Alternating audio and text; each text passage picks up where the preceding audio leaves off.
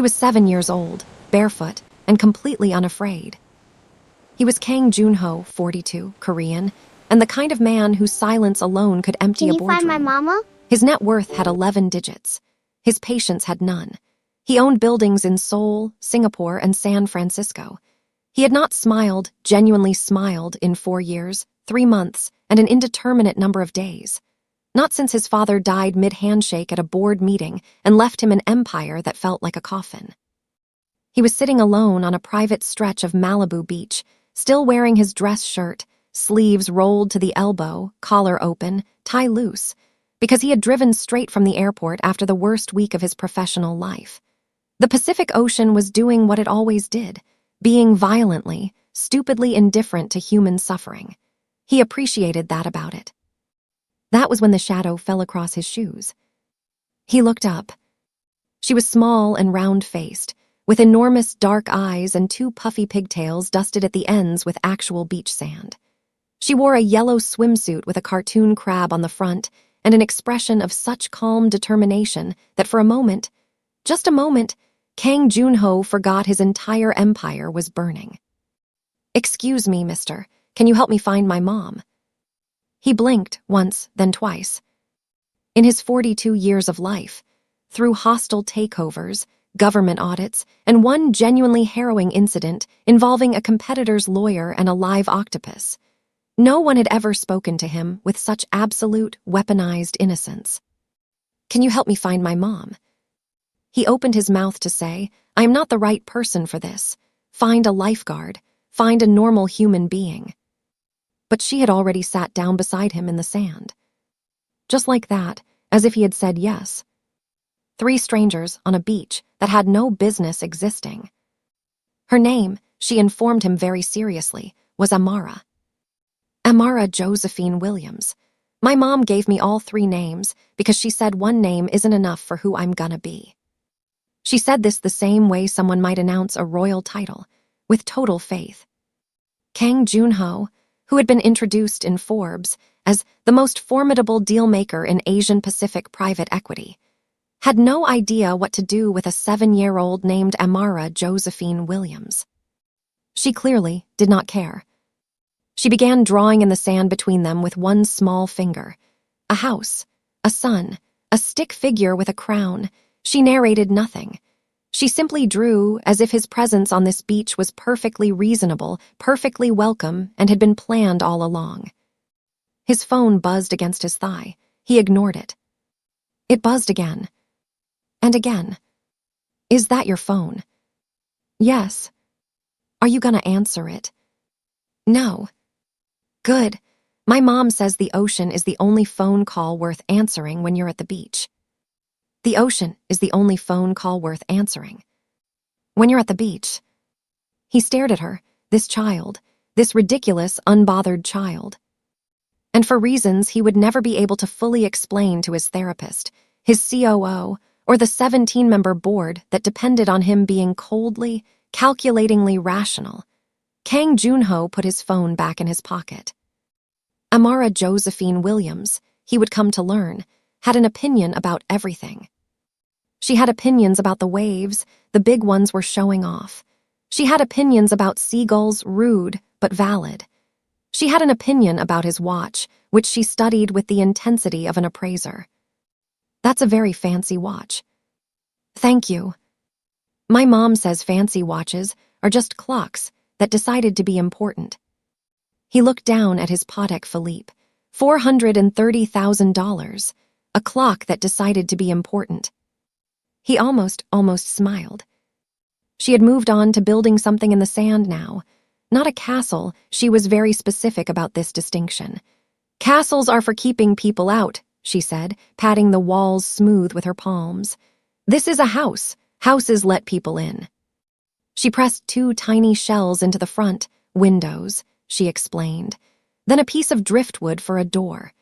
Then she sat back and examined her work with the critical eye of a woman who has built many houses. "You can live in it if you want. It's big enough for someone your size if you're not too proud." He looked at the house. The 2 shell windows perfectly round, the driftwood door slightly crooked, the walls packed so carefully. He did not live in a house. He lived in a penthouse with floor-to-ceiling glass that was cleaned every Thursday. He had not let anyone truly in a very, very long time. He didn't say any of this. He just said, "It's a good house." Amara beamed like the sun had briefly outsourced its job to her face. "My mom says the best things you build are the ones that don't lock. My mom says the best things you build are the ones that don't lock." He had built walls his entire adult life. Firewalls, legal walls, financial walls, emotional walls. He had a team of people whose only job was to make those walls taller. He watched Amara add a flower to the doorstep of her sand house. A real one, a tiny purple wildflower she'd found near the rocks. And for the first time in 4 years, 3 months, and an indeterminate number of days, Kang Joon-ho felt something crack. Not break, not yet. Just shift. His phone exploded. Not metaphorically. 11 calls in 90 seconds. WhatsApp. Signal. His personal line, a number that exactly 6 people in the world possessed. He looked at the screen. His CFO. His COO. His attorney, Kim Seung-yi, who had not called him directly in 3 years because that's what assistants were for. And then, the name that stopped his blood cold. Park Dong-hyun, chairman, rival, betrayer. The text beneath the missed call read, "It's done. You should have sold when I offered. Now you'll have nothing left to sell." Joon-ho's jaw tightened so hard his molars ached. 3 years. 3 years he had held his position against Park's slow-moving siege. 3 years of smarter plays, better lawyers, longer nights. He had given up his marriage to it, his sleep, his health. He called Kim Seung-yi. The answer came in 4 seconds. The voice was tight and controlled in the way that only lawyers delivering catastrophic news can be. "Park Dong-hyun used Director Yu as a proxy. You voted your shares, your personal shares, Joon-ho, the ones in the blind trust, against you at the emergency board meeting an hour ago. The injunction we filed was dismissed. They now control 53%. The ocean kept doing what the ocean does. Crashing, retreating, crashing again, completely unimpressed. Director Yu." He said the name the way you say the name of someone you trusted with your children, and found, instead, had burned your house down. Director Yu had worked for his father. Director Yu had spoken at his father's funeral. Director Yu had held his 7-year-old self's hand while his father's coffin was lowered into the ground. Wait, no. That was a different betrayal. That was grief. He was confusing things. He was losing. His ability to hold things separate, which meant he was closer to breaking than he had ever been. "How long do I have?" 48 hours before they can call a formal dissolution vote. 72 before anything is legally irreversible. 72 hours. He had 72 hours to save a $23 billion empire that his father had built from nothing, that his grandfather had laid the groundwork for, that 3 generations of Kangs had bled and wept and sacrificed for. He hung up. He sat very still, stared at the ocean, the empire-sized problem behind him and the endless, indifferent Pacific in front of him. And then a small, sandy hand patted his knee. "Your face did a scary thing." He looked down at her. "Someone I trusted took something from me." "Amara. That's the worst kind of taking." He exhaled, long and slow. "Joon-ho. Yes, it is." She went back to her sand house, added another shell. He watched her work and thought, I am sitting on a beach in California, losing my father's company, and somehow the most sensible thing in my immediate vicinity is a 7-year-old with sand in her pigtails. She appeared the way beautiful things sometimes appear, quietly, without announcement, as if the world had simply agreed to rearrange itself. She was tall, graceful in the way that has nothing to do with effort, the kind of grace that is just a person at complete peace in their own body. Her skin was deep brown and luminous, still wet from the water, and she was wrapping a yellow towel around her waist as she walked toward them. Her locks were pinned up loosely, a few escaping to frame her face. She saw Amara. She saw the stranger sitting next to Amara. She did not panic. She assessed. Her gaze moved to him with the measured, unhurried intelligence of a woman who has never in her life made a snap judgment she later regretted. "Baby, I told you to stay near the umbrella." "Mama, I found him, he needed help." Joon-ho looked at the child. She found him. He needed help. The inversion of this, that he, somehow, had been the lost one, hit him somewhere unguarded. The mother looked at him now with calm, direct eyes. Brown, with flecks of amber when the light caught them just right. "I hope she didn't bother you. She has a gift for deciding strangers are her people." "She didn't bother me." A pause, then, because it was simply true, "She helped." Something in the woman's expression softened, not with surprise, but with recognition. The way you look when someone confirms what you've always known about your child. "I'm Zara," Amara's mother clearly. "Kang Joon-ho." She sat down, not close, not far, the exactly right distance. She looked at the sand house Amara had built, and her whole face changed. Something proud and private moved through it. "She builds them everywhere we go. She told me castles keep people out, houses let them in." Zara looked at him then, a different kind of look. The assessing phase was done. This was something quieter, more human. "She's been saying that for 2 years and I still don't know where she got it. Not from me. My grandmother, maybe. She had that kind of wisdom, the kind that skips a generation and lands in a child's mouth." They sat together in the kind of silence that happens between people who are not strangers in any way that matters, even when they technically are. "You raise her alone?" He asked it without the usual social scaffolding, no apology, no hedging. He was Korean, private equity, and blunt. She did not seem to mind. "I raise her. She was never alone a day in her life. There's a difference." He was quiet. "You look like a man who's carrying something he doesn't know how to put down." He should have said, "I'm fine. Thank you for the conversation." He should have stood up, brushed the sand from his trousers, Italian wool, dry clean only, and walked back to his car and his crisis and his empire. Instead, he said, "My father spent 30 years building something. I've spent 14 years trying to be worthy of it. And today, someone I trusted like family destroyed 40% of what's left. In an hour. While I was sitting on a beach talking to your daughter about seagulls." Silence, the ocean. Amara quietly adding a third shell window to her house. "And being here with the seagulls, did it help?" He thought about this honestly. "Yes." Then maybe the 40% isn't the most important thing that happened today. Maybe the 40% isn't the most important thing that happened today. The sun was low when his second phone, the burner, the one only 5 people had, rang. He excused himself, walked 15 feet from where Amara and Zara were building an extension on the sand house. It was Chairman Park's personal secretary, a woman named Jae-yeon who had, for 3 years, looked at Joon-ho with the carefully calibrated neutrality of someone sitting between 2 warring armies. She said, "Mr. Kang, I should not be making this call, but I owe your father a debt I never repaid. Director, you did not act alone. There is a document, a letter of intent signed 18 months ago between Park Dong-hyun and your half-brother, your father's illegitimate son. The one your father spent the last year of his life trying to write back into the family registry." The beach went very, very quiet. Or maybe that was just his hearing narrowing down to a single point. "A half-brother. His name is Kang Min-yi. He is 38. He has been working with Park Dong-hyun for 2 years. They agreed. Park takes the company, Min-yi gets a seat on the board and 10% of shares. This was your father's secret, Mr. Kang. The reason he looked so exhausted in his last months. He was trying to decide what to tell you. He never got the chance."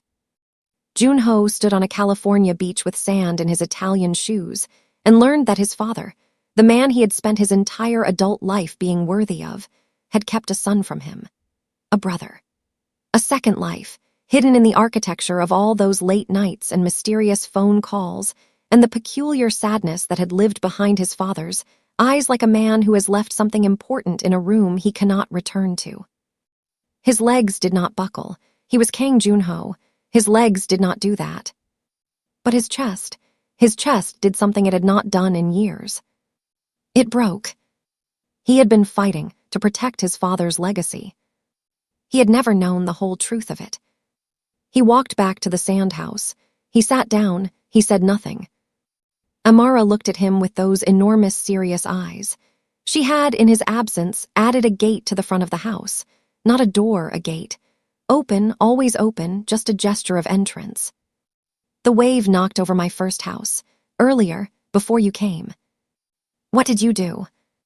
As if it was the most obvious thing in the world. I built another one.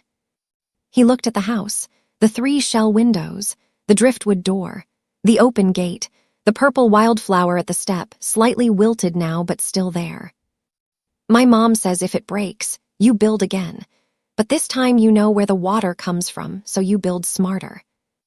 If it breaks, you build again. But this time you know where the water comes from, so you build smarter. He stared at the child. He stared at the house. He stared at the horizon where the sun was dropping toward the water like a slow, inevitable surrender that manages, somehow, to be the most beautiful thing in the world. Zara touched his arm, just once, the briefest contact, like a period at the end of a sentence. Whatever it was that call, whatever it broke, it's not the end, it's just the end of the first house. He sat with that, turned it over, set it against everything he knew about his industry, his empire, his enemies. And then he opened his second phone and called the one person no one would expect him to call. He called Kang Min-yi. It rang 4 times. Then, hello. A voice like his father's, deeper, younger, rougher around the edges. But the cadence, the particular music of it, was a ghost he recognized from every recorded speech, every voicemail he'd kept, every memory of a man speaking in a room at the end of the day when he thought no one was listening. Joon-ho's throat closed for a moment. Then he opened it. This is Kang Joon-ho. I know who you are. I know what you signed with Park. And I'm calling to tell you that Park Dong-hyun will destroy you the second you're no longer useful to him. He does this. It is his singular talent. Silence. Our father kept you secret because he was afraid. I don't know yet if I forgive him for that, but I know this, you are my brother. And Park Dong-hyun is not your family. He is your enemy and you made a mistake. A beat. I have made mistakes too. I am making you an offer. Walk away from Park tonight. I will give you the 10% legitimately in writing, notarized, witnessed. Not as a bribe, as what it is. Family. A very long silence. Why? Because someone today reminded me that the best things you build are the ones that don't lock. Min-yi revoked his proxy vote at 11:47 p.m., 43 minutes before the deadline expired. Without Min-yi's shares, Park's coalition fell to 49%. The emergency dissolution vote collapsed. The injunction was reinstated by a Seoul court at 6 a.m., and by the following evening, 3 of Park's board allies, suddenly aware the winds had shifted, had quietly requested private meetings with Joon-ho's legal team. Park Dong-hyun issued no statement. He did not have to. In the world they occupied, silence in the face of defeat said everything that needed saying. Joon-ho did not celebrate. He sat in the hotel room he'd booked in Malibu. He had not wanted to leave, not yet, and he called Kim Seung-yi and gave instructions in a voice that was still cold, still precise, still entirely his father's son. But when he hung up, he did not pour a glass of something expensive and stand at the window looking at the city like a man in a film about his own loneliness. He looked at the photograph Amara had taken on his phone of the sand house, the 3 shell windows, the driftwood door, the purple wildflower, and he thought about the word house, about the difference between a house and a castle, about walls that don't lock. He found them the next morning. He hadn't planned to. He'd been walking, no destination, no agenda, just the beach and the early light and the particular quality of California mornings that make everything feel temporarily possible. And then he saw the yellow umbrella, striped with age, leaning at the angle of something beloved rather than new. Amara was already building. She had woken before her mother and set to work on a new house, bigger than yesterday's, more ambitious, with 4 rooms and a garden marked out with a circle of pebbles, and 2 lopsided stick trees made from driftwood and dried kelp. She looked up when she saw him. Her face did what her face always did. It just opened. No hesitation. No wondering if it was appropriate. Just open. Amara. You came back. Jay. I did. Did you fix what was broken?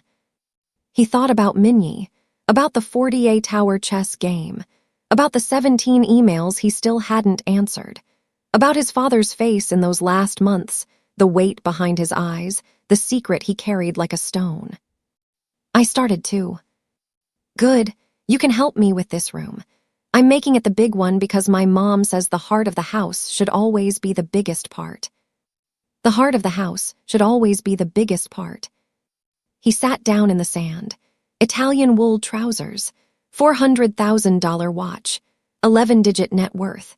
He sat down in the sand next to a 7-year-old girl and started pressing walls smooth with the flat of his palm. He felt not happiness exactly, not yet, but its first cousin, the quiet cousin, the one that comes before joy has fully arrived, when you can sense it approaching, when the air changes the way it changes before rain. He heard footsteps and looked up. Zara was standing a few feet away with 2 paper cups of coffee. She looked at him, at this man in his expensive clothes building a sand house at 7 in the morning, and something in her expression was so careful, so honest, so free of performance that it hit him straight in the chest. You stayed. You said the 40% wasn't the most important thing that happened yesterday. I did. I wanted to know what was. She handed him a coffee. Sat down, not close, not far, the exact right distance again. Her daughter humming between them, adding a flower to the garden, adding a shell to the wall, building something that the tide would come for and that she would simply, without drama, build again. He had lost and rebuilt empires. He had never, not once, let anyone sit beside him while he did it. Until a barefoot 7-year-old sat down anyway and refused to leave, and turned out to be the one thing he didn't know he was missing. Some things the ocean teaches you, some things only a child can. The waves came in, the waves went out. The sand house stood. For now. And that, as Amara Josephine Williams would tell anyone willing to listen, was always enough. If it breaks, build again. But this time, don't build alone. Did this story move you? Then don't keep it to yourself. Stories like this exist to find the right people at the right moment. Red, share this story, bell follow for more. The heart of the house should always be the biggest part.